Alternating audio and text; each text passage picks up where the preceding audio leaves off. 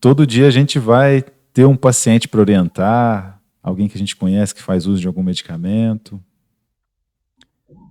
Nós já passamos, pessoal, por vários medicamentos aqui na disciplina, né? E pegamos os principais problemas que afligem as pessoas, né? Já fomos para a hipertensão logo de cara, para vocês terem uma noção do que acontece com o paciente hipertenso, qual a medicação que ele utiliza, e fomos também para o diabetes, né?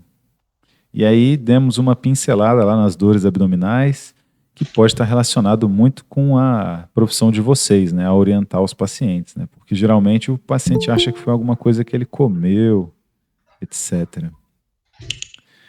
E aí, dentro da farmacologia, a gente vai entrar em outro modelo que está mais associado com o cérebro agora. Vários medicamentos que são utilizados a nível do sistema nervoso central.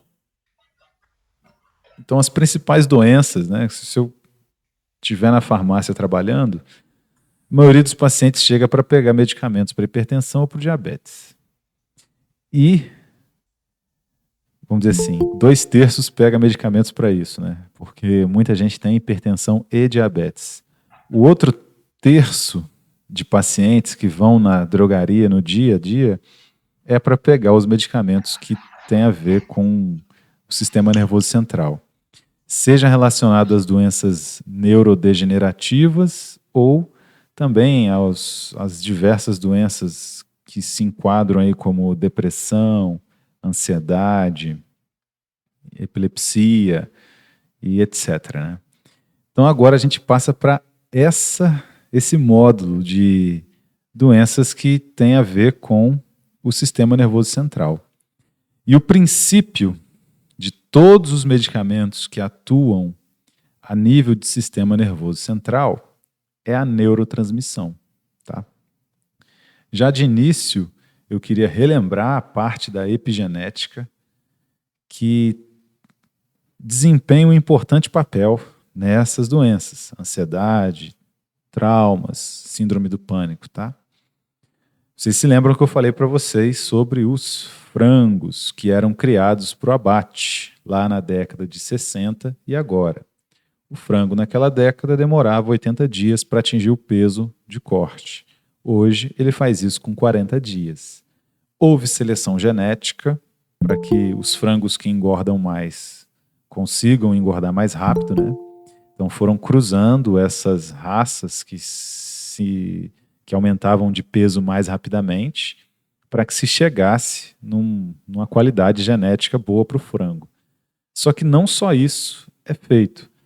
Todas essas enzimas do mapa metabólico do organismo, né, que são proteínas, que existem também na gente, né, que estão participando da oxidação da glicose, estão participando do transporte dos nutrientes, da síntese proteica nas células, todas elas podem ser influenciadas por fatores que nós chamamos de epigenéticos.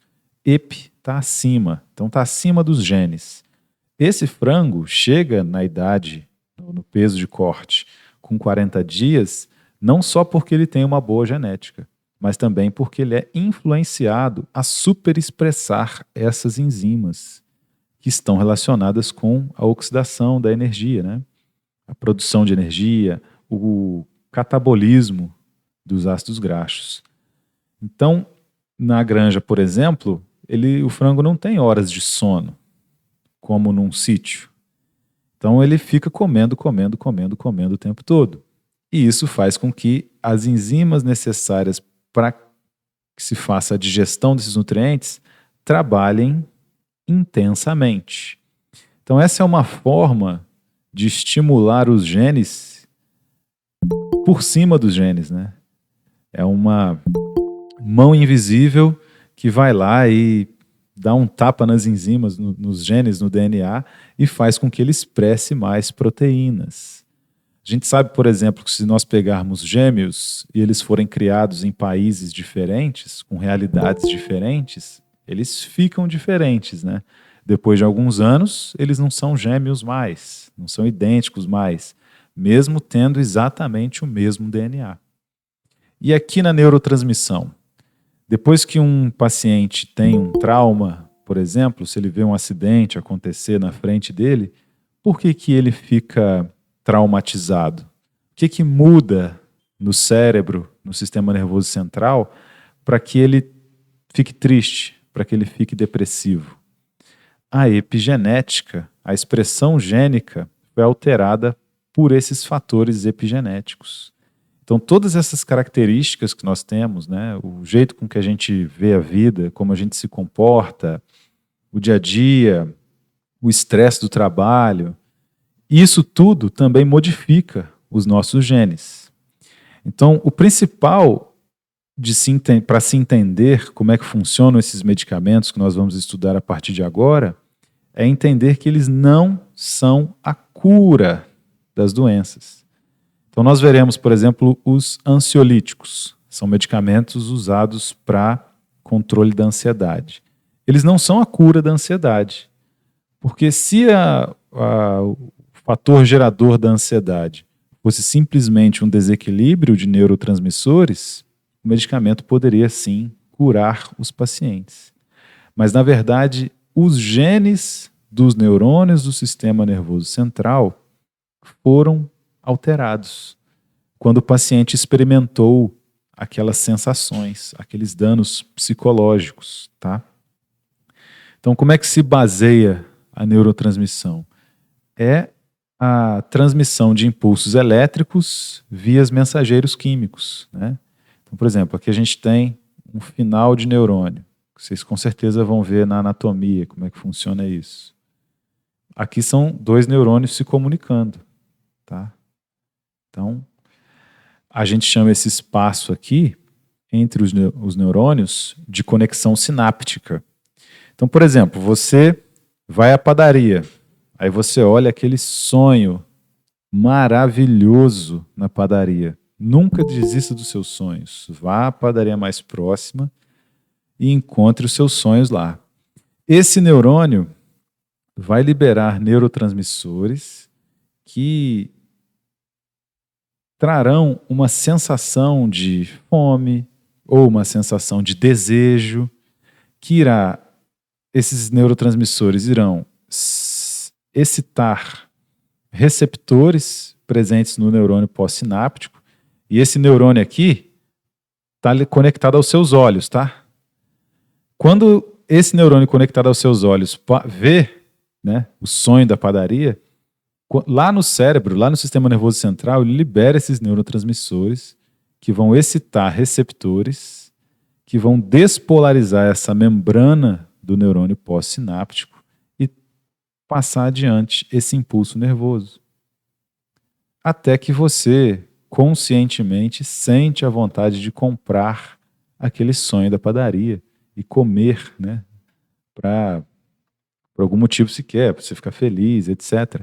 Tem dia que a gente quer comer um doce, né? Tem dia que a gente quer sair um pouco da dieta, etc. Essa mesma sensação acontece com os pacientes que acabam ficando obesos, né?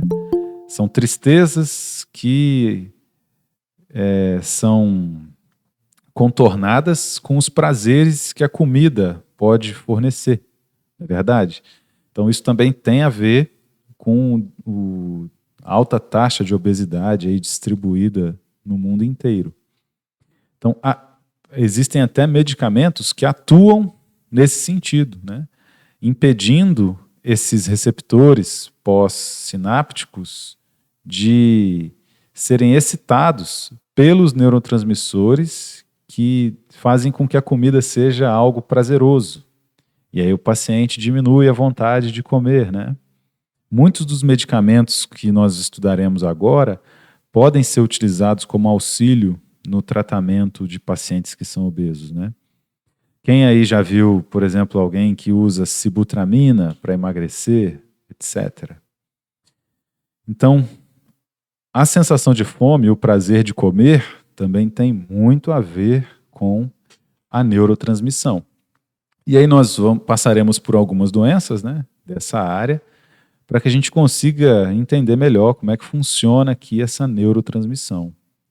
E naquilo que eu estava falando de epigenética, Esses neurotransmissores, né, que eu coloquei aqui em verde, não são só eles, existem vários, né, tipos de neurotransmissores diferentes que atuam nas sinapses. O cérebro é como uma grande sopa química que a gente não consegue entender completamente o funcionamento. Mas todos eles são sintetizados nos neurônios, né, a partir do núcleo. Então, existe um DNA aqui no núcleo, certo? Esse DNA será expresso, será transcrito em RNA mensageiro. Esse RNA mensageiro vem para o citoplasma, encontra o ribossomo e o RNA mensageiro é traduzido em proteínas.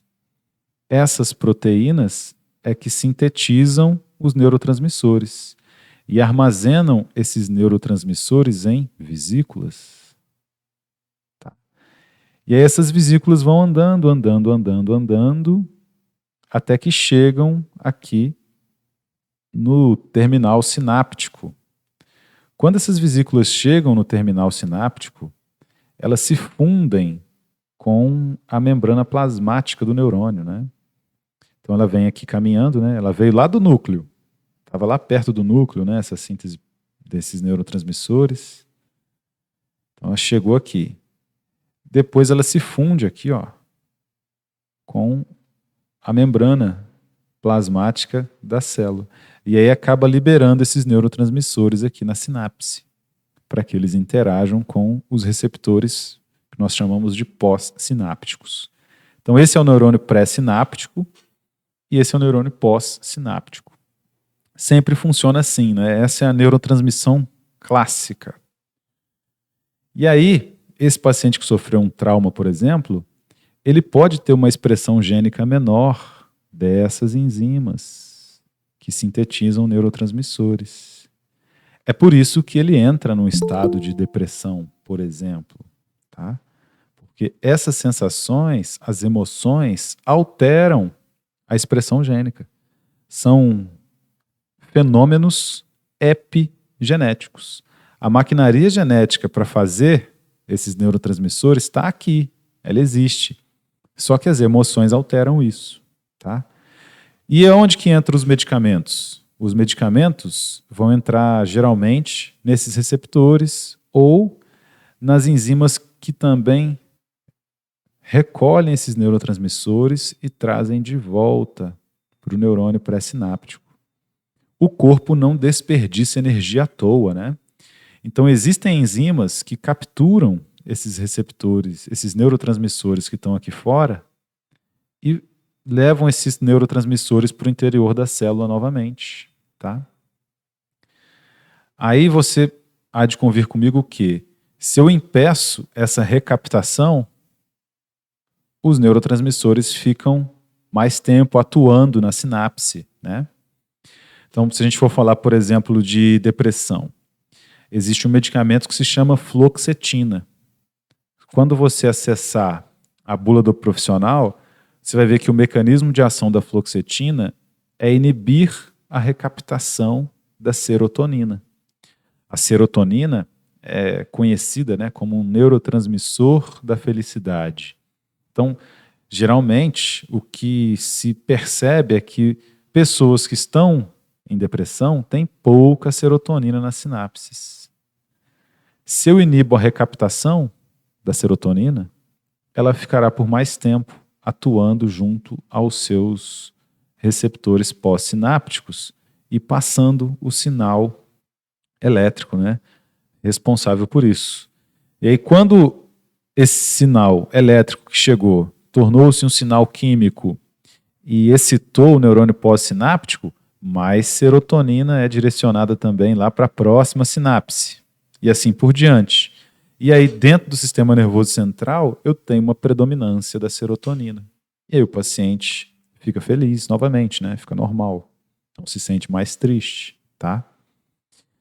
Então, a neurotransmissão, basicamente, é isso aqui. Outra questão interessante de mostrar para vocês aqui, já nesse nível para introduzir toda a parte de neurotransmissão, é o seguinte: como que esse impulso elétrico é gerado a partir de uma excitação química, né? Então, aqui na membrana, nós temos vários receptores. Eles é que percebem esses neurotransmissores químicos e transformam esses impulsos, esses compostos químicos em impulsos elétricos, né? Como que isso acontece? Quando esse neurotransmissor entra em contato aqui com o seu receptor, por exemplo, o neurotransmissor roxo chegou aqui e entrou em contato com um receptor pós-sináptico amarelo. Eu abro canais de cloreto, por exemplo. Cloreto não, vamos colocar assim, canais de cálcio. Eu abro canais de cálcio. 2+. Se esse cálcio estava aqui fora estava bem positivo, né? Quando o cálcio entra, aqui dentro do neurônio, quando esse neurotransmissor excita todos os receptorzinhos amarelos que eu tenho aqui na membrana, o cálcio todo que está fora do neurônio, né, aqui dentro da sinapse, ele entra no neurônio. Então, dentro do neurônio fica mais positivo. E aqui fora vai ficando mais negativo.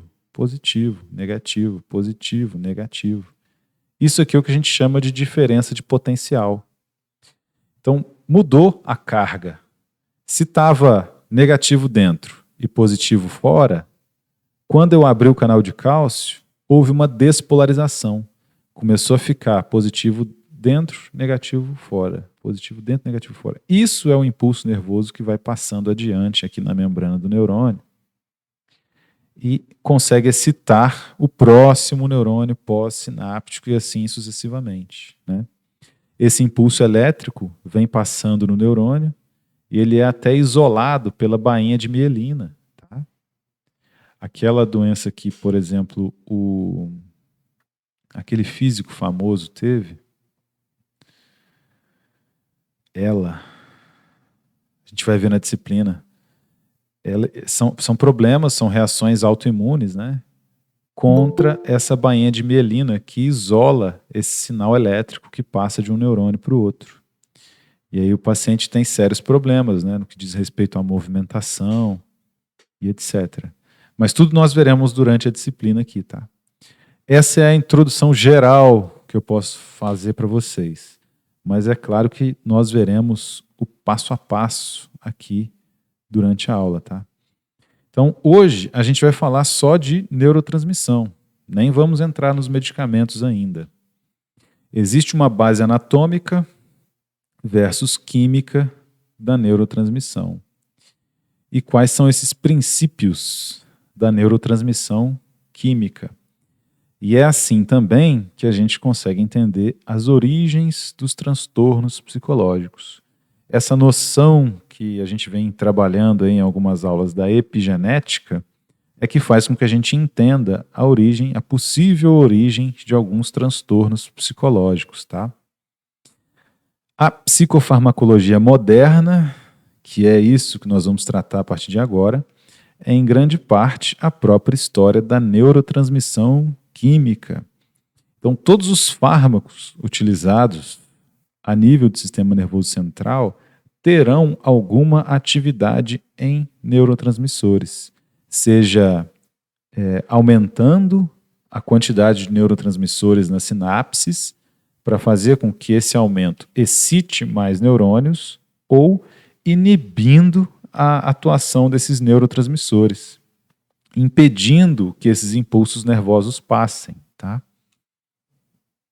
Para compreender as ações dos fármacos sobre o cérebro, o impacto das doenças sobre o sistema nervoso central e as consequências dos medicamentos psiquiátricos, é fundamental conhecer bem a linguagem e os princípios da neurotransmissão química.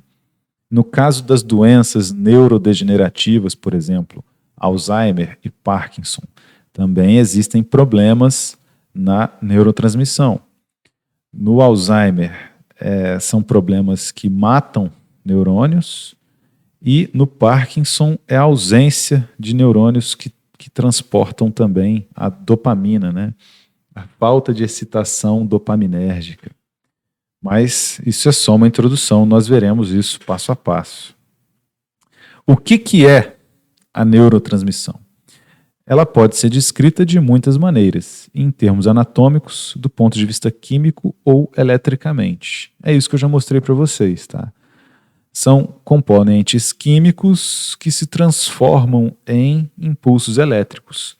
Porque quando esses componentes químicos excitam os seus receptores, eles abrem canais iônicos. Se entram íons positivos, como o cálcio que eu coloquei como exemplo, é uma excitação. Se entram íons negativos, geralmente é uma interrupção completa da passagem do sinal elétrico, tá? Porque é como se fosse uma forma, quando a neurotransmissão inibitória atua, ela faz o contrário daquilo que se espera para que esse sinal passe, né? O principal neurotransmissor inibitório que nós temos é o GABA. O GABA é o ácido gama-aminobutírico. Imagine-se agora, na Idade da Pedra, caçando para levar comida lá para a caverna. De repente você se depara com um tigre dentes de sabre. Ocorrerá a liberação aqui de neurotransmissores que estão relacionados com o medo, né? Medo, ansiedade, excitação. Você, se tiver uma descarga muito grande de neurotransmissores nesse momento, você ficará completamente petrificado de medo e não conseguirá correr, não é verdade? É por isso que nós temos o GABA. O GABA é um neurotransmissor inibitório. Como que o GABA inibe a neurotransmissão? Ele tem seu receptor aqui também, pós-sináptico, né? Vou fazer vários aqui. Vários receptores pós-sinápticos do GABA. Quando o GABA é liberado, ele interage com esses receptores pós-sinápticos. Esses receptores pós-sinápticos são proteínas, que também são poros, né? Só que poros que filtram, permitem a passagem, né, apenas do íon cloreto, Cl-.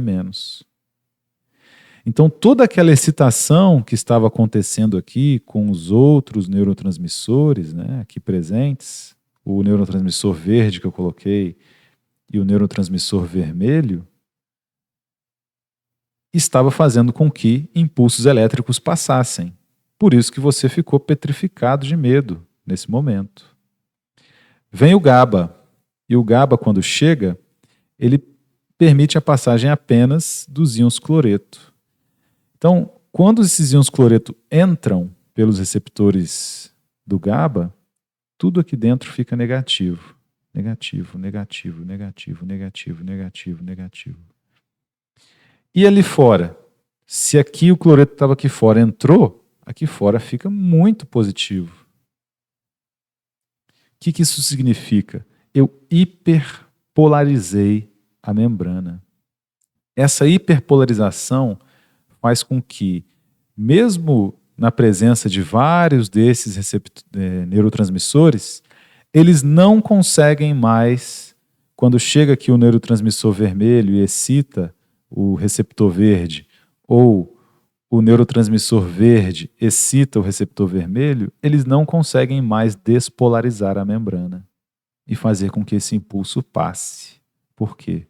Porque o GABA atuou, né, junto de seus receptores pós-sinápticos e permitiu a entrada de bastante cloreto aqui para o interior do neurônio pós-sináptico. Isso hiperpolarizou a membrana de tal forma que eu não consigo mais excitar esses neurotransmissores e permitir a passagem do impulso nervoso, tá?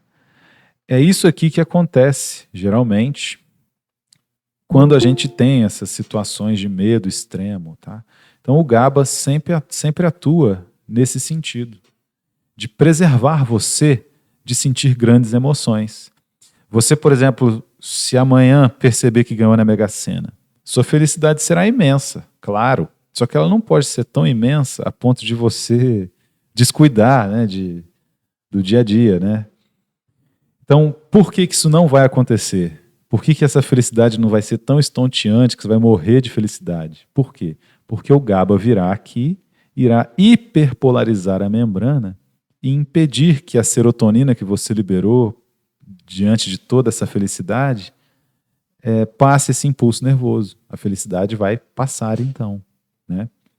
E agora eu vou dar um outro exemplo que tem a ver com drogas de abuso, que é para você matar de vez essa questão. O indivíduo que está sob efeito de entorpecentes, né, no caso cannabis sativa, o THC, que é conhecido também como maconha, o que a maconha faz com essa pessoa? Ela inibe o GABA. É por isso que esse indivíduo ri de tudo. Ele fica extremamente feliz, né? Loquaz, falando bastante, feliz. Por quê? Porque se ele estiver no momento feliz, quando ele usa o entorpecente, ele inibe a transmissão GABAérgica, que é quem limita as emoções. É por isso que essa pessoa fica rindo pra caramba. Tá?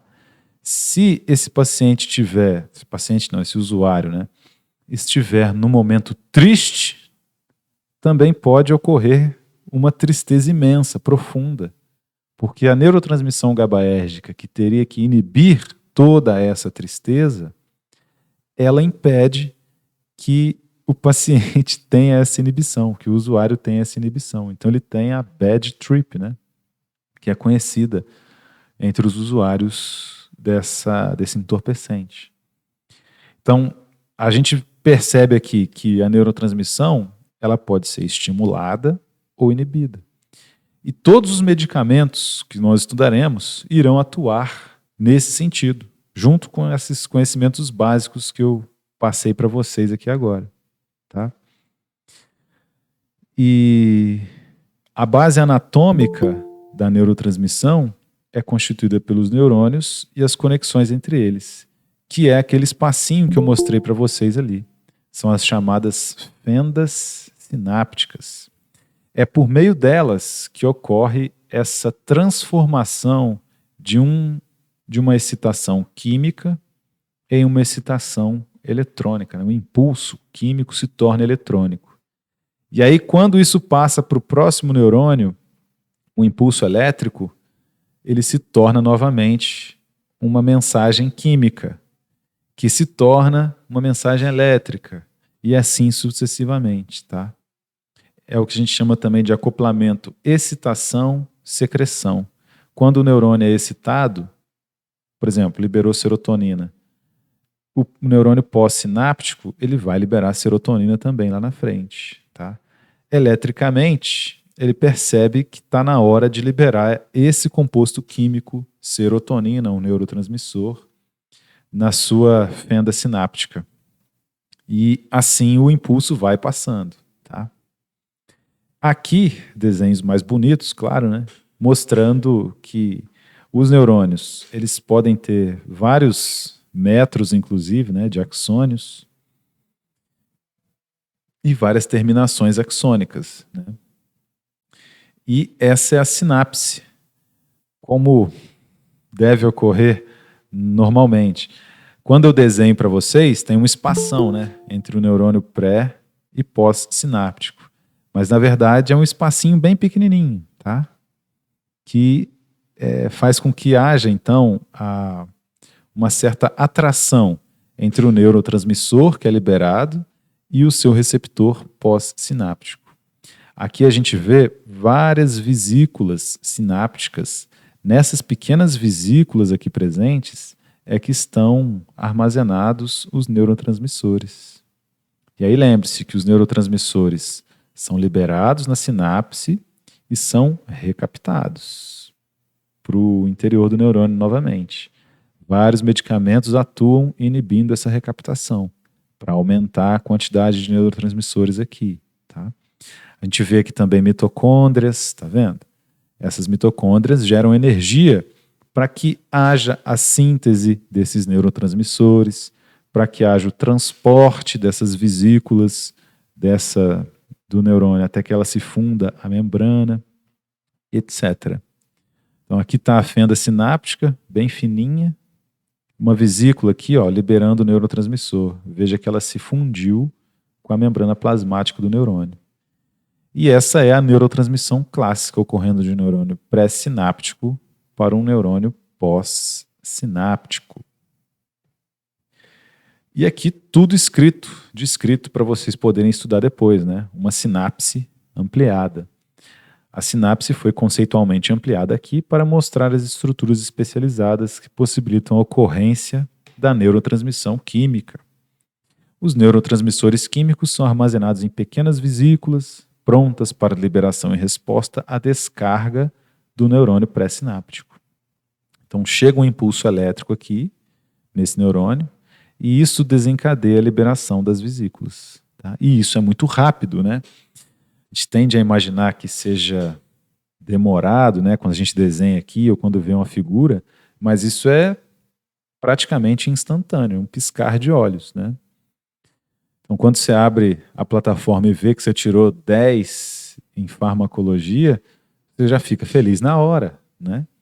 Essas vesículas, a partir desse estímulo visual, que se transforma no estímulo elétrico, e posteriormente na liberação desses neurotransmissores, que são compostos químicos lá dentro do seu cérebro, fazem com que essas descargas elétricas ocupem, né, todo o seu sistema nervoso central, e aí aumenta a quantidade de serotonina, você fica feliz. Tá? Neurotransmissores. Há pouco mais de uma dúzia de neurotransmissores conhecidos ou de existência suposta no cérebro. O cérebro é uma grande bagunça, meus amigos. Nós entendemos alguma coisa a respeito dele. Só que existem elementos, né, que são completamente desconhecidos ainda.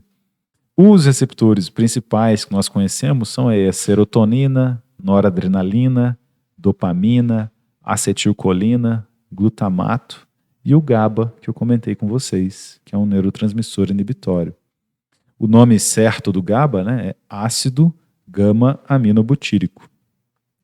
Para os psicofarmacologistas, é particularmente importante conhecer os 6 principais sistemas, que são esses aí, de neurotransmissão. Eles é que são os grandes alvos dos medicamentos. Tá? Os fármacos frequentemente imitam esses neurotransmissores naturais do cérebro e alguns deles foram até mesmo descobertos antes do neurotransmissor natural. Então, vários desses medicamentos começaram a ser utilizados, percebia-se uma melhora no quadro clínico do paciente, e depois, lá, muito depois, é que se foi perceber qual era o mecanismo de ação desses fármacos, né? Os benzodiazepínicos aí, ó, diazepam e alprazolam, eram prescritos antes da descoberta dos receptores benzodiazepínicos. O diazepam e o alprazolam, esses benzodiazepínicos, é um bom exemplo dos fármacos que estão envolvidos na estimulação da transmissão GABAérgica. Tá? Então, quando o GABA é liberado aqui, no neurônio pré-sináptico, ele vai se encontrar com o seu receptor pós-sináptico. O benzodiazepínico, no caso, quando ele entra aqui no sistema nervoso central, ele não vai agonizar, não será um agonista do GABA direto. Ele vai se ligar em um outro pedacinho aqui do receptor GABAérgico. Só que quando ele se liga nessa outra parte do receptor GABAérgico, ele melhora a interação do GABA com o receptor. Então ele potencializa a neurotransmissão GABAérgica. Quando o GABA liga aqui, quem que entra na célula? Cloreto. Cl-. Hiperpolariza a membrana, né? Negativo dentro, positivo fora. Essa hiperpolarização faz o quê? Impede que os outros neurotransmissores aqui presentes influenciem os seus receptores. Então, os outros neurotransmissores não conseguem mais despolarizar a membrana. Então, por exemplo, um indivíduo que está ansioso, os benzodiazepínicos podem ser usados para o controle da ansiedade. Na ansiedade, existirão diversos neurotransmissores estimulando seus receptores aqui, passando os sinais elétricos, etc. Chega ao prazolam, interage aqui com o receptor GABAérgico, melhora a interação do GABA com o receptor.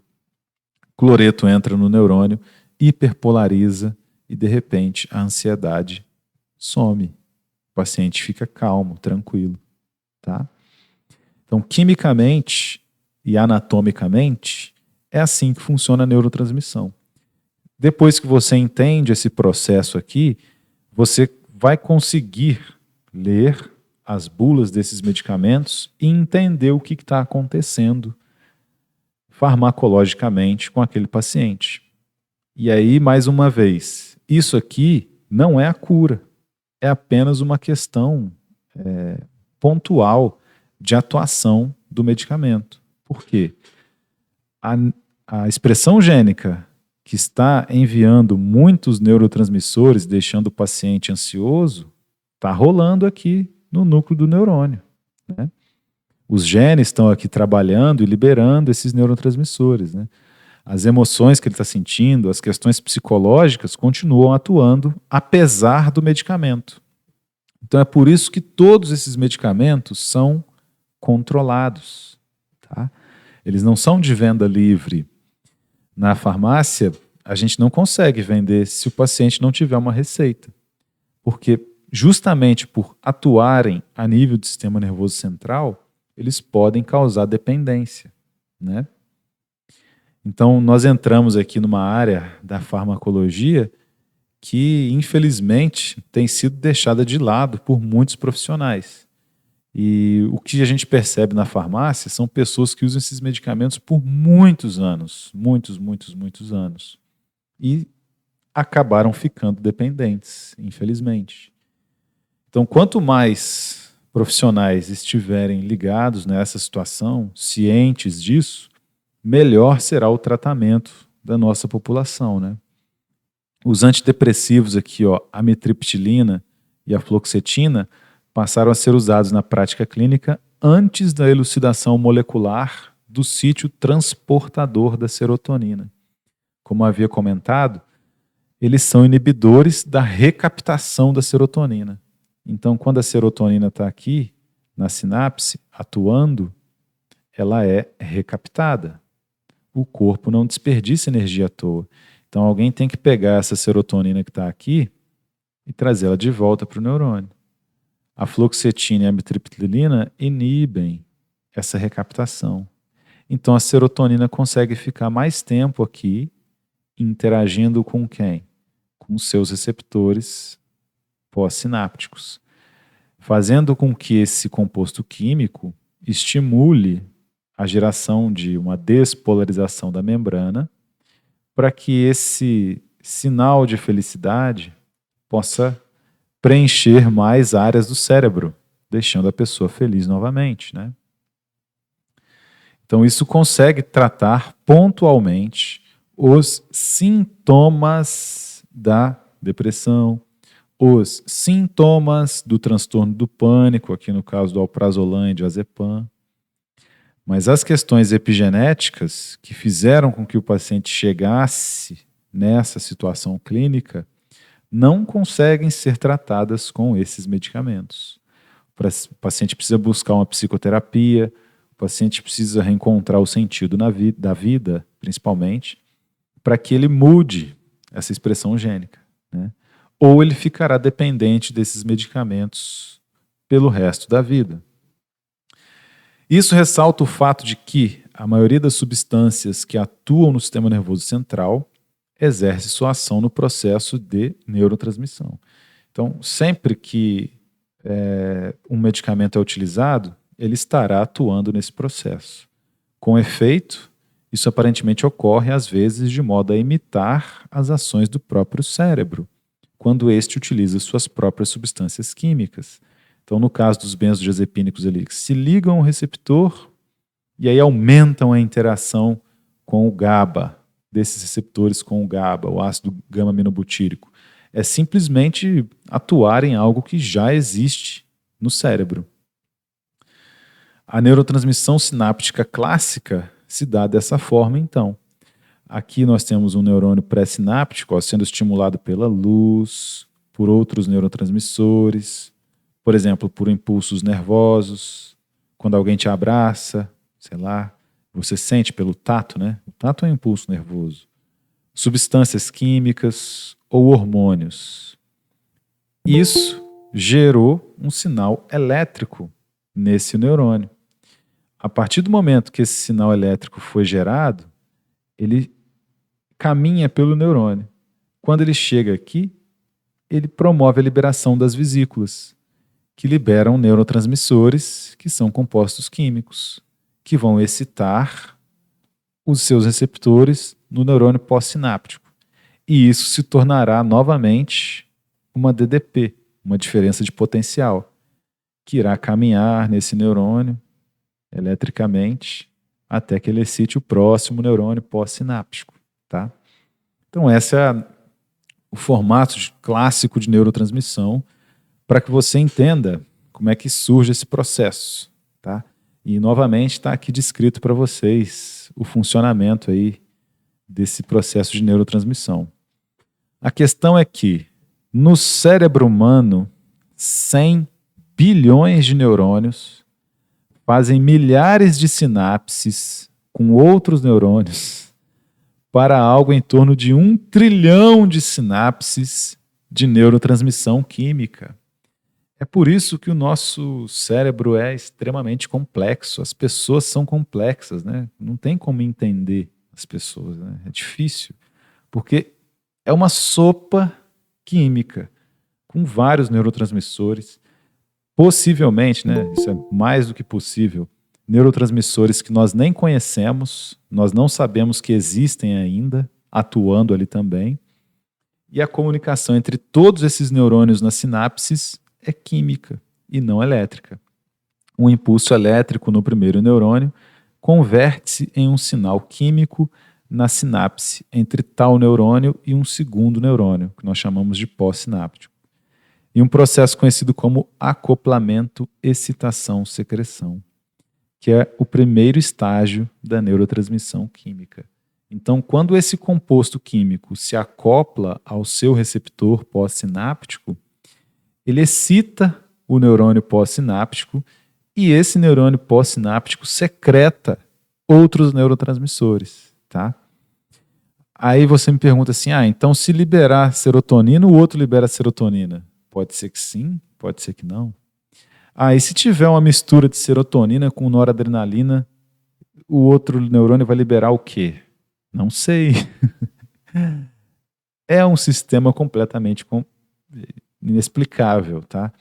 A gente consegue ver o funcionamento desses fármacos empiricamente. Tanto que eles eram prescritos, como eu contei naquele ponto de vista histórico para vocês, na pequena introdução que nós fizemos, eles eram prescritos antes mesmo que se conhecessem os mecanismos de ação, né? Vários fármacos passam por esse procedimento. E aqui, mais do que nunca, porque como é que se estudariam o cérebro desses pacientes lá, na época em que esses medicamentos foram desenvolvidos, né? Não tinha como. Então, essa é a complexidade dos fármacos que atuam a nível do sistema nervoso central. E também existe a neurotransmissão retrógrada. Quando você achou que não dava para piorar mais, o neurônio pós-sináptico pode influenciar o neurônio pré-sináptico também, por meio dessa neurotransmissão retrógrada. Nem toda neurotransmissão é clássica ou anterógrada, ou de cima para baixo, como a gente tinha visto nos exemplos anteriores, né? Do neurônio pré para o pós-sináptico. Os neurônios pós-sinápticos também podem se comunicar com neurônios pré-sinápticos de baixo para cima por meio da neurotransmissão retrógrada. Tá? E isso ocorre tendo um sistema conhecido que é o receptor CB1, que é um receptor canabinoide. Tá? Interessante, é um dos pontos pelos quais estão estudando a cannabis sativa na influência aí do sistema nervoso central para o tratamento de algumas doenças. Beleza? As substâncias químicas produzidas especificamente como neurotransmissores retrógrados em algumas sinapses são endocannabinoides, como está aqui na figura EC, sintetizados no neurônio pós-sináptico. Em seguida, são liberados e sofrem difusão para receptores canabinoides pré-sinápticos, como o CB1 ou o receptor de canabinoide 1. Ok? Além da neurotransmissão clássica e da retrógrada, existe a neurotransmissão reversa. Não, é a retrógrada, né? Mas aqui já vão falar da neurotransmissão de volume, que a neurotransmissão sem sinapse. Veja só, no modelo clássico a gente sempre precisa de uma sinapse, e no modelo retrógrado ou reverso também. Mas e a neurotransmissão de volume, que ocorre sem sinapse? É uma neurotransmissão por difusão. Então, chega um neurônio aqui, libera um neurotransmissor. Só que ele não influencia só o neurônio pós-sináptico conectado a ele. Vai influenciar um outro neurônio distante, tá? Outros neurônios, possivelmente. E é meio imprevisível saber como que isso aqui funciona. Mas existe, né? Até onde nós sabemos. Tudo isso para demonstrar para vocês que você vai ter que decorar todas as neurotransmissões. Não, mentira. Tudo isso para te mostrar que esses medicamentos não são a cura. Os processos que envolvem a neurotransmissão e o uso de fármacos são intervenções pontuais nos sintomas. Para reverter o quadro, é preciso alterar a epigenética. É preciso fazer com que o paciente experimente outras sensações, resolva seus problemas, suas questões, né? E aí ele passa a não precisar mais desses fármacos. Se continuar fazendo uso dos medicamentos sem tratamentos alternativos, o paciente ficará dependente. E isso não é o objetivo da terapêutica, tá? Nessa neurotransmissão de volume, a neurotransmissão pode ocorrer em qualquer receptor compatível dentro do raio de difusão do neurotransmissor, tal como a moderna comunicação com telefones celulares, que funcionam dentro do raio de transmissão de determinada torre, né? Esse conceito faz parte do enfoque químico do sistema nervoso e a neurotransmissão aqui ocorre em jatos químicos. Consequentemente, o cérebro não é apenas um conjunto de fios, mas também uma sofisticada sopa química. Um bom exemplo de neurotransmissão de volume é fornecido pela dopamina no córtex pré-frontal. Nessa região existem poucas bombas de transporte de recaptação de dopamina para interromper a ação da dopamina liberada no córtex. E aí a dopamina se difunde.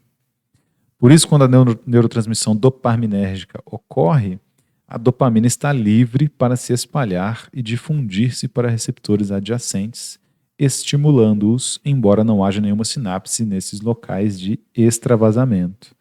A dopamina vai apenas difundindo, se solubilizando no tecido e influenciando outras sinapses. E esse acoplamento excitação-secreção, que eu havia comentado com vocês, ocorre quando os impulsos elétricos abrem canais iônicos. Tanto canais de sódio, sensíveis à voltagem, quanto canais de cálcio, sensíveis à voltagem, né? Ao modificarem a carga iônica através das membranas neuronais. Então, todos esses receptores pós-sinápticos, eles têm essa característica de abrir canais iônicos, tá? Abrindo esses canais iônicos, quando ocorre a excitação, eles despolarizam a membrana e aí transformam isso no impulso elétrico, que vai fazer com que esse neurônio se excite e lá na frente secrete outros neurotransmissores, né? Como é que o sódio despolariza essa membrana, né? Conforme o sódio flui para dentro do neurônio pré-sináptico, pós-sináptico, ele está escrito errado, através dos canais de sódio, na membrana do axônio, a carga elétrica do potencial de ação move-se ao longo do axônio até alcançar o terminal axônico pós-sináptico, onde ela também abre os canais de cálcio. E assim sucessivamente, tá? Mas aí está escrito errado, é pós-sináptico e pós-sináptico, não pré e pré. À medida que o cálcio flui no terminal pré-sináptico do neurônio, ele induz as vesículas sinápticas ancoradas à membrana interna. Aqui nós estamos falando do pré-sináptico, desse aqui, ó.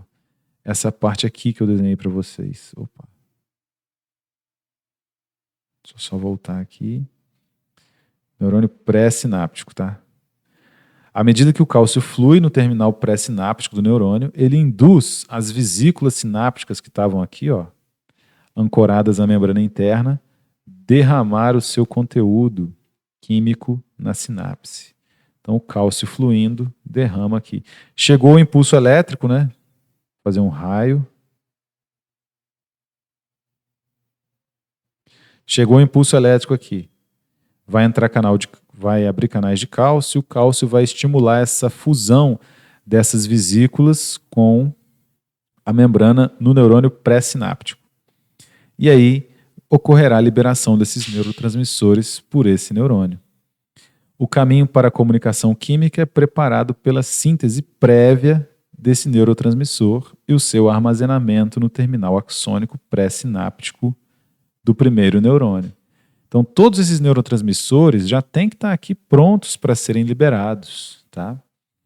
A epigenética traz essa noção de que pode ser que traumas, experiências traumáticas, questões psicológicas alterem esses padrões e aí começa a faltar neurotransmissores nas sinapses. E aí o medicamento vai lá e reestabelece essa quantidade de neurotransmissores. Só que o medicamento não é capaz de estimular os genes a produzirem novamente esses componentes químicos. Talvez esse seja o grande desafio da psicofarmacologia, né? Criar condições para que não se altere de forma bruta ali os neurotransmissores dentro da sinapse, mas talvez influenciar a expressão gênica desses componentes químicos. Só que isso também já é feito sem fármacos, com tratamentos psicológicos, né? Principalmente com os psicólogos. Não é verdade? Então, essa que é a verdadeira cura para essas questões. Resumindo tudo, a neurotransmissão química constitui o fundamento da psicofarmacologia. Existem muitos neurotransmissores e todos os neurônios recebem impulsos de uma série de neurotransmissores na neurotransmissão pré-sináptica clássica para a neurotransmissão assimétrica pós-sináptica. A neurotransmissão pré-sináptica para a pós-sináptica, no trilhão de sinapses do cérebro, constitui a base da neurotransmissão química.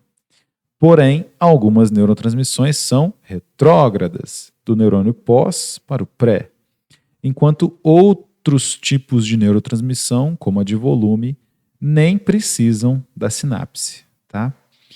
Então, geralmente, nas bulas dos medicamentos utilizados a nível do sistema nervoso central para o tratamento dessas doenças, os mecanismos estão descritos de acordo com a neurotransmissão clássica, tá? Da pré para a pós-sináptica. Então, aumentar a concentração de serotonina nas sinapses, aumentar a concentração de noradrenalina nas sinapses, estimular a neurotransmissão GABAérgica, como já comentamos hoje, tá? Agora, todos esses outros fatores, eles não estão descritos na farmacodinâmica, no mecanismo de ação do fármaco. Mas se você for ler os efeitos adversos que podem ser provocados por esse fármaco, talvez eles estejam relacionados com essas outras neurotransmissões. Vários desses fármacos, por exemplo, podem estimular o surgimento de efeitos adversos, né? Ideação suicida, mais depressão, ansiedade, etc. Pode ser que esses fármacos também alterem as neurotransmissões retrógradas ou promovam neurotransmissões de volume, né, que são incontroláveis. Então, todo paciente que passa por esse tratamento deve ser acompanhado. Tá? E surgem cada vez mais, sempre existiram, né, intervenções medicamentosas, que aí eu faço um paralelo com a área da nutrição, né, para os pacientes que desejam emagrecer. Antigamente, existia uma mistura milagrosa. Quando eu estava na graduação, eu acho que ela ainda era, eu acho que ela tinha acabado de ser proibida, né? E aí eu lembro dos programas do Fantástico falando e tal, chegando nas farmácias e o pessoal vendendo ainda. Misturava fluoxetina, femproporex e anfepramona. Era um anorexígeno e um ansiolítico e um antidepressivo. Então isso aí fazia com que a pessoa emagrecesse rapidamente, porque ela ficava completamente feliz e estimulava o metabolismo. Era só ela parar de comer, que ela não ia sentir fome nem nada, emagrecia rapidinho. Só que aí depois que parava de usar o medicamento, passava a ter crises de abstinência. Aí vem os efeitos negativos, né? Poderiam ser influenciados outras doenças também do sistema nervoso central, né? Estímulo, por exemplo, a depressão, a ansiedade, esquizofrenia, etc. E o famoso efeito sanfona, porque quando essa pessoa parava de usar o medicamento, com a abstinência que ela teria, mesmo que não se tornasse uma síndrome, o que a gente faz todo dia que nos dá grande prazer? Comer. Então parou de tomar a fluoxetina, mas aí volta a comer novamente, a pessoa engorda também rapidamente, né? Outros medicamentos também são usados a nível do sistema nervoso central. A gente tem vários ansiolíticos e antidepressivos que as pessoas que querem emagrecer usam para parar de comer, né? Estimular o metabolismo. E isso é completamente incontrolável se a pessoa fizer uso sem acompanhamento médico, né? Então, vocês como nutricionistas também precisam saber como é que funciona essa neurotransmissão para provar para o paciente que ele não precisa desse tipo de interação para conseguir os seus objetivos. E isso pode fazer mais mal do que bem. A função da neurotransmissão química não é tanto ter um neurotransmissor pré-sináptico que se comunique com seus receptores pós-sinápticos, mas sim haver uma comunicação do genoma pré-sináptico com o genoma pós-sináptico. Então vejam onde entra a epigenética aqui, meus amigos. Quando esse neurônio pré-sináptico libera para o neurônio pós-sináptico, a partir do estímulo elétrico, né, as vesículas aqui se fundem e liberam seus neurotransmissores, eu não estou simplesmente acoplando um neurotransmissor a um impulso elétrico aqui na frente. Tá? Os genomas, os genes, o DNA desses dois neurônios, eles estão se comunicando. Isso é que é legal. Então, quando esse neurônio aqui recebe esse neurotransmissor, excita sua membrana, despolariza e transforma isso novamente no impulso elétrico, né, de químico para elétrico, de elétrico para químico, os genomas estão se comunicando. Tá? É por isso que tem pessoas que têm uma predisposição a alguns problemas a nível do sistema nervoso central. É por isso que a desnutrição na infância pode causar a epilepsia, por exemplo. O que é a epilepsia? É a transmissão totalmente desconectada desses impulsos no cérebro. É um curto-circuito no cérebro. E o paciente pode ter as convulsões, certo? Então, quando o paciente sofre uma desnutrição na infância, que é a hora que esses neurônios estão se estabelecendo a nível de conexões, porque a gente nasce com um número de neurônios fixo. Os neurônios não se multiplicam, assim como as células da pele. É outra questão interessante também que a gente precisa ter. Os neurônios, eles só vão morrendo ao longo do tempo. Só que conforme a gente envelhece, mais conexões sinápticas vão sendo feitas. E a desnutrição na infância faz com que poucas conexões dessas sejam feitas, ou conexões irregulares. E aí esses impulsos nervosos passam de forma desconectada. Então, ocorre um curto-circuito, né? E esses componentes químicos, dessa forma, eles não estão simplesmente agindo quimicamente, como você pede um documento e recebe outro, né? Como se fosse um escritório burocrático aqui, ó, recebi serotonina, toma serotonina, tá? Não é assim.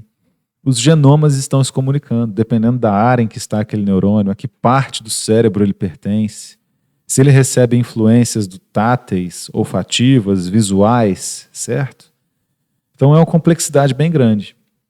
E é justamente por essa questão dos genomas se comunicarem que um trauma que durou 2 segundos afeta um paciente o resto da vida, porque altera a expressão gênica, altera o genoma, que pode, por exemplo, estar relacionado com a produção de serotonina ou a produção de noradrenalina. A noradrenalina também é um neurotransmissor excitatório, certo? Então essa é a grande complexidade que envolve o tema neurotransmissão. Não se trata apenas de receber mensagem e enviar mensagem quando a gente vai falar de neurotransmissão. Outras vias bioquímicas são acionadas após a interação com os neurotransmissores, tá? Então não é o escritório que recebe um documento, carimba e envia para outro escritório. Existe uma complexidade muito grande, que nós nem sabemos ainda qual é, dentro da neurotransmissão, tá? E todos esses fármacos que vêm sendo empregados nesses tratamentos atuam pontualmente nos sintomas e podem desencadear uma série de efeitos adversos. Por isso que eles são controlados, por isso que eles têm que ser usados de forma racional. Deve ficar bem claro que a neurotransmissão não termina quando um neurotransmissor se liga a um receptor ou até mesmo quando fluxos de íons foram alterados, despolarizando a membrana. Então, quando a gente estuda a neurotransmissão clássica, quando você lê a bula do medicamento, fica parecendo que acabou aí. Ó, inibiu a recaptação de serotonina, aumentou a quantidade de serotonina na sinapse, e é isso. Deu, acabou. Não. Uma série de outros fatores bioquímicos estão atuando naquelas células do sistema nervoso central, né? Então podem estar sendo influenciadas enzimas que atuam na síntese proteica de outros neurotransmissores, né? A passagem dessa energia nos neurônios, o próprio fluxo energético do cérebro, etc. E a gente percebe isso no dia a dia, né? Tem vezes que a gente está mais animado, aí consegue estudar melhor. Se você fica mais para baixo, você já não consegue fazer outras atividades. Eu costumo jogar xadrez aqui. Tem dias que quando eu estou jogando xadrez, eu perco todas as partidas. Alguma coisa está errada. Não, eu estou normal. Só que as conexões sinápticas já não estão funcionando direito mais, né? Você fica, às vezes, sobrecarregado, etc. Tá? Um exemplo básico, bobo, mas para resumir aqui a questão da neurotransmissão. Todos os eventos que são estimulados, né, começam e terminam em milissegundos, a segundos após a liberação do neurotransmissor pré-sináptico. A meta final da neurotransmissão consiste em alterar as atividades bioquímicas do neurônio-alvo pós-sináptico de maneira profunda e duradoura. Essa é que é a questão. É por isso que muitos pacientes ficam com traumas, né, pela vida toda, se sentem mal, etc. Porque muda-se a bioquímica do neurônio. Fenômenos epigenéticos. Por isso, os tratamentos psicológicos podem ser tão demorados. Por isso que as pessoas, por exemplo, demoram para sair de uma fossa, né, com o coração partido e etc. Pode levar certo tempo para que a neurotransmissão comece a induzir os processos bioquímicos do neurônio-alvo pós-sináptico, tá? Esses eventos bioquímicos podem começar dentro de muitas horas a vários dias após a ocorrência da neurotransmissão e perdurar dias ou semanas uma vez desencadeados. Então, aquele trauma, aquela situação, tanto para o bem quanto para o mal, pode durar por vários dias ou semanas, né? Assim, um breve impulso de neurotransmissão química de um neurônio pré-sináptico desencadeia uma profunda reação pós-sináptica, cujo desenvolvimento levará várias horas ou dias, podendo se alugar por dias e semanas, ou mesmo a vida inteira. E é por isso que existem os traumas, tá?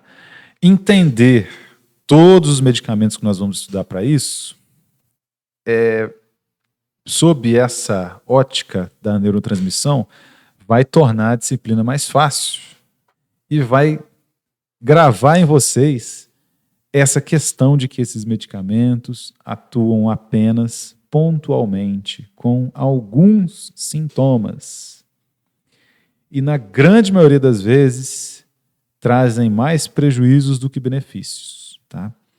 Porque podem induzir dependência e, diante da complexidade que é a neurotransmissão, podem desencadear vários efeitos adversos, podem piorar o quadro, etc, etc, etc. Então, o ideal é não utilizar. Mas a gente tem que saber usar como ferramentas, né? Existem casos em que são necessários, só que a questão é que, para mim, como farmacêutico, que faço a dispensação desses medicamentos, já fiz a dispensação desses medicamentos por vários anos, eu percebo que muitos pacientes utilizam por muito tempo sem acompanhamento adequado, né? Então, às vezes, o paciente chega na farmácia com uma receita vencida e eu não posso liberar o medicamento para ele. O que ele faz? Ah, está vencida? Na minha frente ele vai, liga para o prescritor, pede para deixar uma receita lá. Ele vai lá no consultório, etc., em 5 minutos volta e aí compra o medicamento. Então, o farmacêutico tem essa noção de que a maioria dos pacientes que usa esses fármacos só está indo lá pegar o fármaco e usando, sem acompanhamento nenhum, né? Então, mais profissionais de saúde precisam ter essa noção para que os nossos pacientes sejam de fato bem cuidados. E não é retirar o medicamento deles, né? Porque por conta de todos esses efeitos adversos, é preciso descontinuar esses fármacos, não retirar. Nenhum desses fármacos pode ser retirado de forma repentina, porque eles trazem mais prejuízos para o paciente ainda. Só que essa descontinuação do tratamento, você não vê nas aulas de farmacologia que as pessoas costumam ter. E vai ser o centro, o foco das nossas aulas aqui. A descontinuação, mais do que as formas de uso desses medicamentos, tá? Cada um dos componentes concebíveis de todo esse processo de neurotransmissão química é candidato à alteração por fármacos.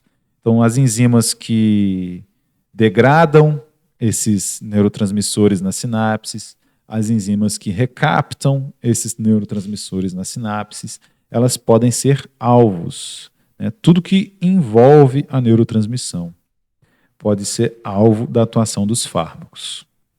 Os psicofármacos atuam, em sua maioria, sobre os processos que controlam a neurotransmissão química nos próprios neurotransmissores, em suas enzimas e, particularmente, em seus receptores.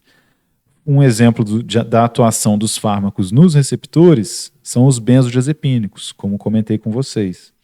Diazepam, alprazolam, eles não se ligam ao mesmo local do GABA, mas se ligam num local diferente do GABA no receptor do GABA. E aí aumentam a interação do GABA com o seu receptor, mais cloreto entra no neurônio pós-sináptico, né? Sem dúvida alguma, os futuros psicofármacos atuarão diretamente sobre as cascatas bioquímicas. Isso é o que a gente espera, né? O que pode acontecer no futuro. Porque Esse tipo de tratamento que nós usamos atualmente, com a tecnologia atual, só consegue influenciar pontualmente alguns sintomas. O problema mesmo está nas cascatas bioquímicas, na expressão gênica desses neurônios do sistema nervoso central. E neles nós ainda não conseguimos acessar, ter acesso farmacológico. Mas os tratamentos psicológicos conseguem reverter esses quadros, né? Além disso, sabe-se ou suspeita-se de que as doenças mentais e neurológicas afetem esses mesmos aspectos da neurotransmissão química. Então, essas doenças também atuam nesses comportamentos bioquímicos dos neurônios. Então, nós não conseguimos acessar ainda a bioquímica total do neurônio. A gente consegue pegar só o final da cascata bioquímica, que é a liberação do neurotransmissor nas sinapses. Beleza? Gostaram do tema? Tomei isso. O que você tomou, Roberta?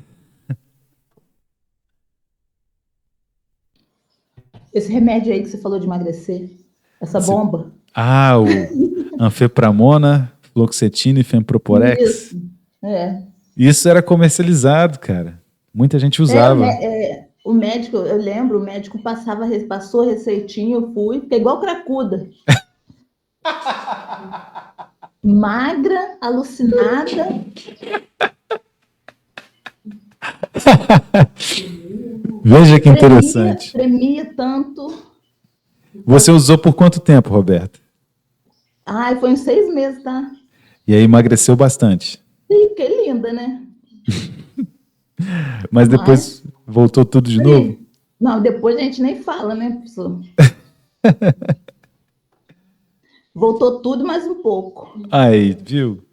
Não funciona. A nutrição dá os parâmetros adequados para o paciente iniciar uma dieta, né? A farmacologia que vocês têm também é para isso, para prevenir essas receitas milagrosas, né, que vêm a partir dos medicamentos. A gente falou já do Orlistat, que muita gente vai na farmácia procurar para queimar gordura, só que o Orlistat simplesmente impede a digestão dos lipídios. Então a gente não absorve os ácidos graxos, né? A gente manda tudo embora, né?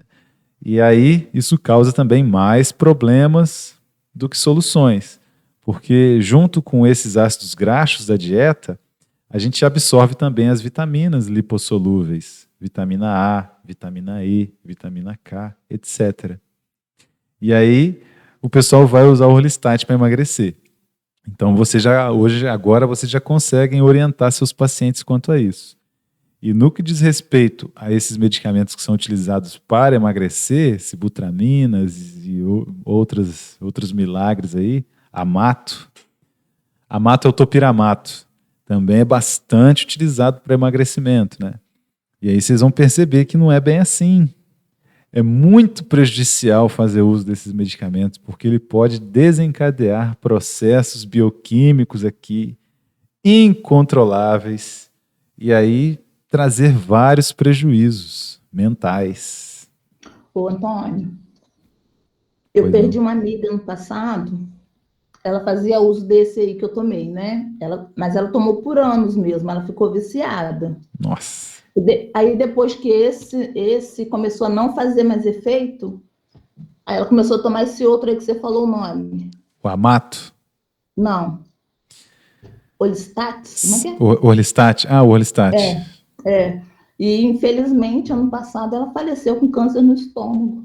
Por causa de tanta medicação. A medicação pode ter aumentado a predisposição dela ao câncer, sim. Porque o Orlistat, como ele impede a absorção dessas vitaminas, um corpo deficiente, sem vitaminas, ele não consegue multiplicar suas células normalmente, né? É preciso ter uma alimentação adequada para que os processos bioquímicos ocorram. E aí aumenta a predisposição a todas as doenças, inclusive o câncer, né? É por isso que às vezes a gente vê essas campanhas do governo, por exemplo, para levar saneamento básico a todos os brasileiros aí, todas as pessoas. Não é porque o saneamento básico vai trazer uma melhoria do aspecto do bairro, etc. Não, porque quem está numa situação de não ter saneamento básico adoece mais. Essa pessoa, por adoecer mais, terá prejudicado a sua ingestão de nutrientes, vai ter uma série de problemas, né, de doenças associadas a isso, uma maior predisposição a essas doenças. E todas essas doenças, a longo prazo, aumentam a predisposição também às outras doenças, como o câncer, né? Então, são questões básicas, tem a ver com os nossos cursos da área de saúde, né? E a gente precisa orientar os pacientes para fazerem esse uso correto. Porque... Professor? Pois não, Josiane? O problema é que está sendo indicado demais, né? Porque a gente sabe que a obesidade, tudo bem, é uma doença. Mas aí é indicado a medicação e não tem um acompanhamento psicológico, aí muitos não fazem acompanhamento com nutricionista, porque se usa a medicação, entra com atendimento psicológico e já com um acompanhamento na nutrição, para a pessoa aprender a comer. Às vezes, quando tirar a medicação, eles conseguem, mas eu conheço também muita gente que já tomou e depois não volta, não é o peso não, é o dobro do peso. Exatamente. Parece que a pessoa fica até inchada. Sim. É tão rápido e o dobro mesmo do que a pessoa já tinha antes. Exatamente. E o negócio é isso, é igual tem uma tia minha que está tomando metformina, que o médico falou que não tem problema continuar tomando. Mesmo se a glicose dela tá boa, não faz mal continuar tomando. Aí agora tá com o colesterol um pouquinho alto, tá tomando medicamento, então só vai aumentando a lista. Né? Essas medicações você começa tomando daqui a pouco é 10. E tudo vai de encontro ao nosso querido amigo Hipócrates, que é o pai das ciências médicas, que diz que o seu alimento seja o seu medicamento, que o seu medicamento seja o seu alimento. Então vocês já têm a receita para prevenção, que é a alimentação, né? Agora, depois que o problema está instalado, vocês também terão que ser parte psicólogos com os pacientes, para convencê-los disso. Então, tudo isso que eu mostrei para vocês, né, é para que você tenha essa impressão de como é complicado utilizar um medicamento que atua a nível do sistema nervoso central. Então, sempre tente ir por outros caminhos com os seus pacientes, porque isso vai poupar-lhes, isso poupará muito tempo e dinheiro desses pacientes depois. Porque se ele já começar com essa ideia de resolver a coisa milagrosamente com medicamentos, ele vai ter mais prejuízos depois que acabar o tratamento. Ninguém fica obeso do dia para a noite. Então, o tratamento da obesidade também tem que ser lento, gradual. Muitos pacientes que fazem uso de sibutramina por longos períodos de tempo, quando essa pessoa emagrece, ela começa a sentir os efeitos adversos da sibutramina. Porque naquelas questões que nós trabalhamos lá no começo do curso, da disciplina, que é a apolaridade. A sibutramina é apolar. No paciente obeso, ela fica acumulada no tecido adiposo. Então pode ser que esse paciente tenha utilizado sibutramina por vários anos para tentar emagrecer. Aí depois que ele emagrece, quando esse tecido adiposo começa a ser gasto, a sibutramina sai também e vai para a corrente sanguínea e causa uma série de problemas. Muitas vezes problemas até de toxicidade. E são só prejuízos, né? Há a necessidade de tratamento de alguns pacientes? Sim. Muitos casos em que o paciente desconta, vamos dizer assim, entre aspas, né, na alimentação, os seus problemas, etc., utilizar esses medicamentos é eficiente. Só se vier acompanhada a mudança na dietoterapia, só se vier acompanhada uma dietoterapia, mudanças nos hábitos alimentares, etc. Só que qual que é o problema? eu na farmácia, eu estou vendo esse paciente ir lá buscar o medicamento sem nenhum tipo de acompanhamento. Ele vai porque alguém indicou. Muita gente que até trabalha em farmácia, meus colegas balconistas lá junto comigo, amiga vai lá na farmácia conversar e tal, o amigo, né? Não, esse aqui emagrece mesmo, esse aqui é bom, pede pro seu médico te receitar. Aí Complicado. fica complicado. E aí, você também, se vir isso acontecer, você tem que fazer aquela velha história. Elogia no público, corrige no particular. Então, esperava surgir um momento em que eu estivesse sozinho com essa pessoa. E aí eu falava, não é bem assim não faz isso não, cara. Se alguém aí da administração ver isso, se o gerente ouvir isso, vai ficar mal para você, porque você acabou de fazer uma indicação de medicamento controlado para o paciente na frente de todo mundo. O que os outros clientes vão pensar e tal, né? Ah, não, é verdade. Poxa, foi mal, descuidei mesmo. Mas é porque emagrece mesmo. Aí você tem que ir lá explicar. Olha, emagrece. Mas vamos ver aqui a bula do profissional? Olha o tanto de efeitos adversos. Entre eles, ideação suicida. Vários desses medicamentos apresentam esse efeito adverso, né? E nem todo mundo está disposto a correr esse risco por conta da balança. Só que a pessoa vai sem saber. E é importante que ela saiba desses efeitos adversos, porque alguém tem que notar esses efeitos adversos. A pessoa mesmo não vai notar. Muita gente começa a usar esses medicamentos, começa a ficar mal e vai se afundando cada vez mais. Aí vai usando mais medicamento, porque ela nem sabia que, a princípio, ela correria esse risco. Então é por isso que todo profissional de saúde tem que ficar ligado. Essa aula é só para marcar em vocês essa complexidade associada à neurotransmissão. Nós já introduzimos esse processo de como ocorre, né, a nível pontual ali, a neurotransmissão clássica.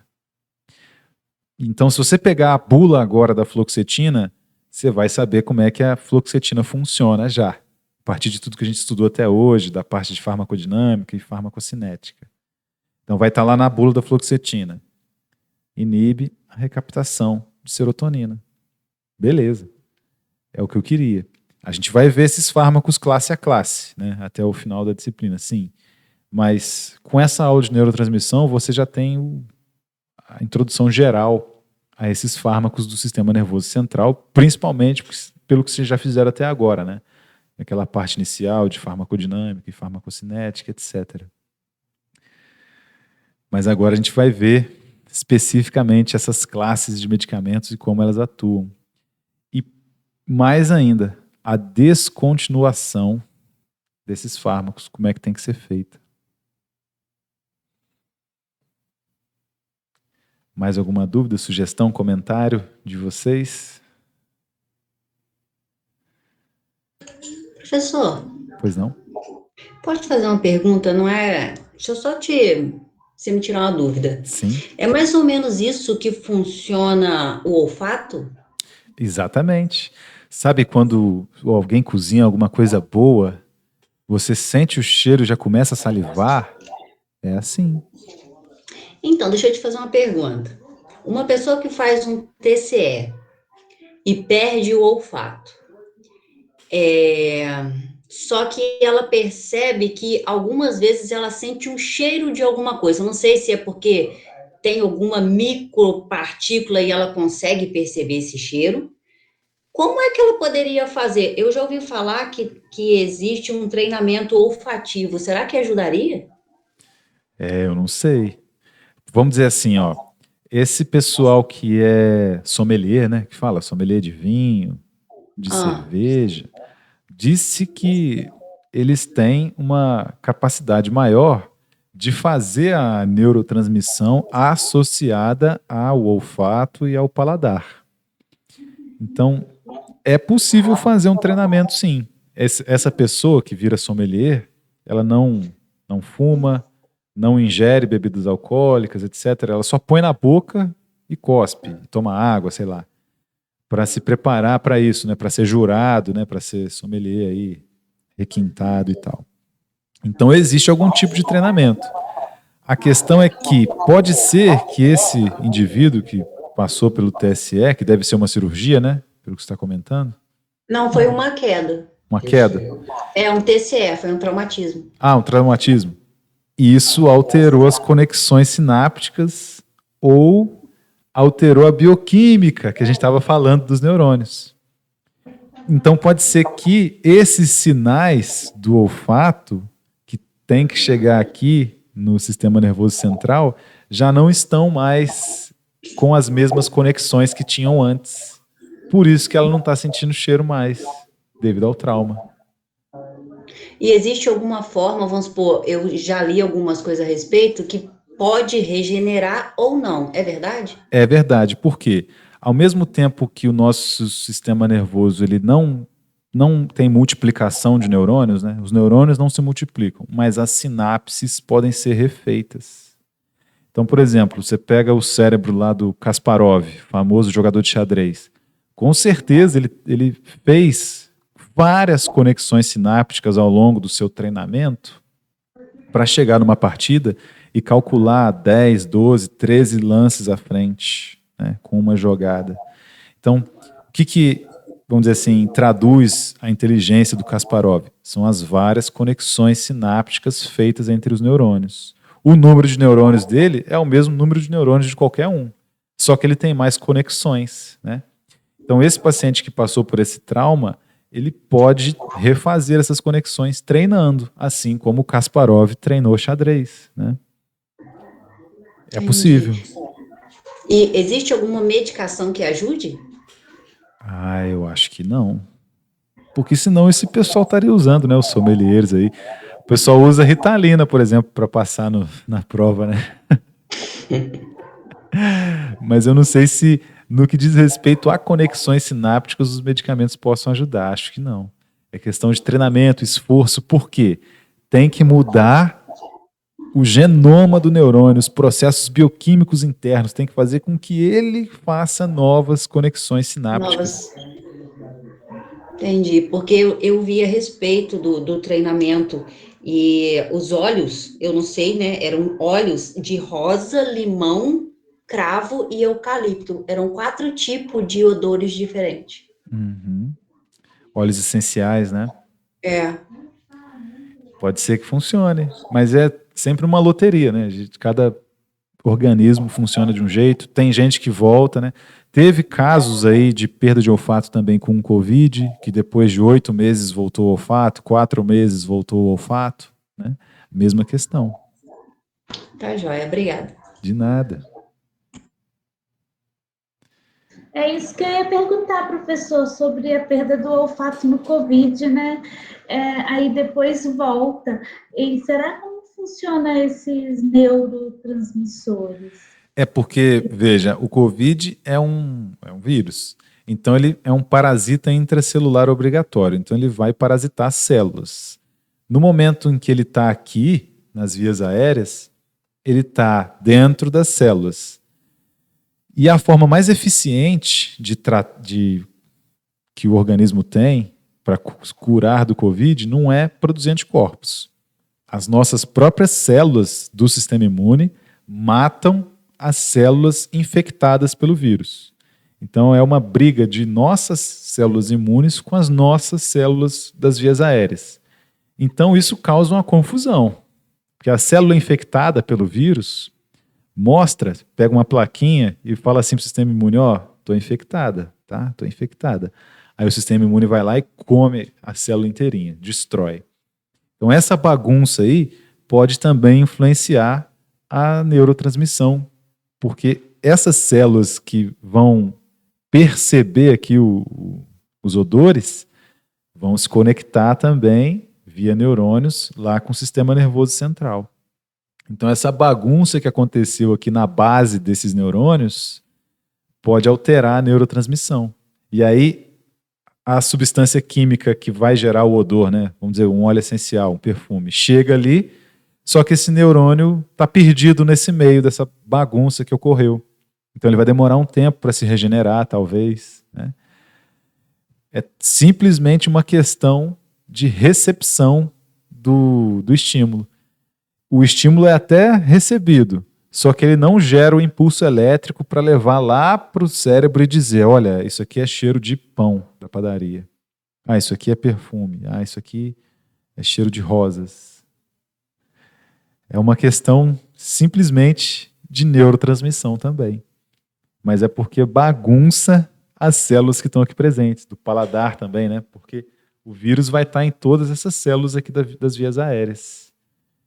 E aí, em algum momento, ele pode atrapalhar essa transmissão com as bases dos neurônios aqui presentes.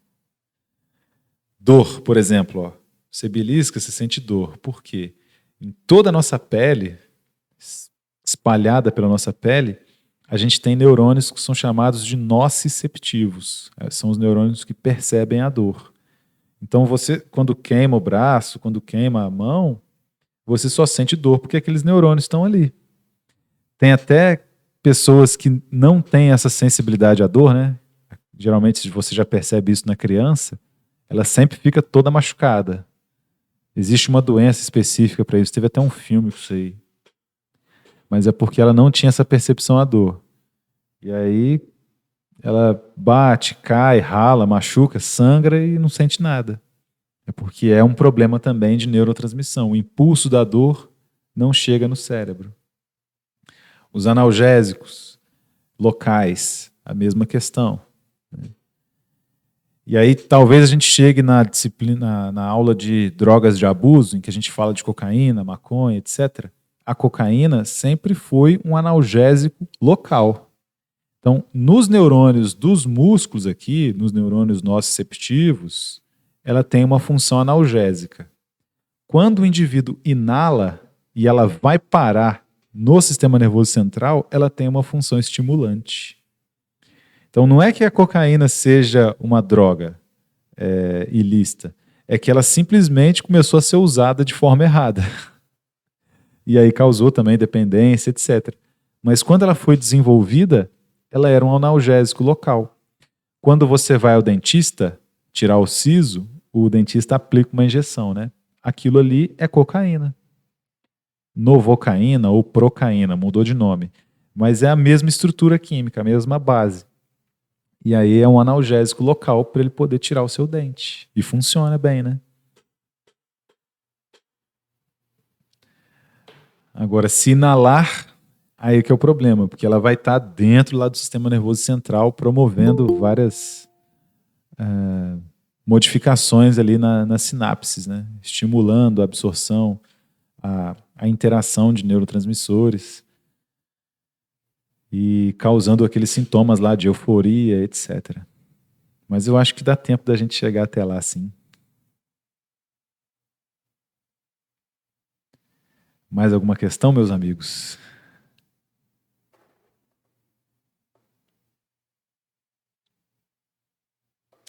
Ficamos assim por hoje, então? Eu vou assar um pernil agora, que eu temperei ontem. Olha que maravilha. Ficou bem claro, professor. Obrigada. De nada, já coloco a aula para vocês lá no YouTube, na plataforma, tá? E até semana que vem, se Deus quiser. Boa semana para vocês. Professora, obrigada. Boa semana, professor. Boa noite. Obrigado. Boa noite, professor. Obrigado. Nada. Boa noite, professor. Boa noite.